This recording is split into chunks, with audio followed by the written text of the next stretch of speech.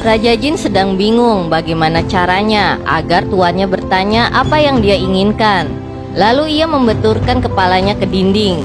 Kemudian si anak gagap keluar dari ruangan dan bersiap untuk pergi bersekolah. Anak gagap bilang kepada Raja Jin, "Aku terlambat ke sekolah." "Hai Raja Jin, tolong lakukan sesuatu."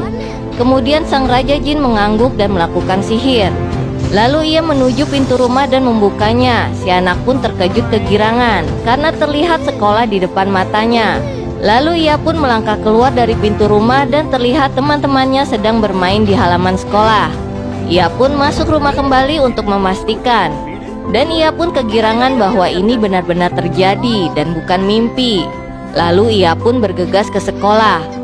Saat di meja piket, sang anak gagap melihat banyak siswa yang ingin mendaftar kompetisi pidato. Lalu ia berkata kepada Raja Jin ia ingin namanya masuk di daftar itu. Lalu sang Raja Jin pun mulai membantunya. Festival sekolah pun dimulai. Sang guru membukanya di atas panggung.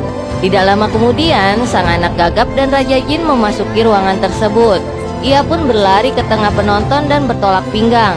Kemudian si anak gagap pun melangkah ke depan dan mencari kursi kosong.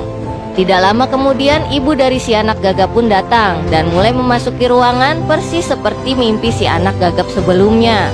Kemudian sang guru memanggil Tiru untuk naik ke atas panggung mengikuti lomba pidato. Mendengar nama anaknya yang dipanggil, sang ibu pun heran. Lalu si anak gagap pun naik ke atas panggung dengan percaya diri bahwa ia akan berhasil berpidato seperti dalam mimpi sebelumnya. Tapi si ibu khawatir saat anaknya berdiri di atas panggung. Sang Raja Jin pun menyemangati anak gagap itu dari kejauhan. Tapi tiba-tiba lampu di panggung pun mati.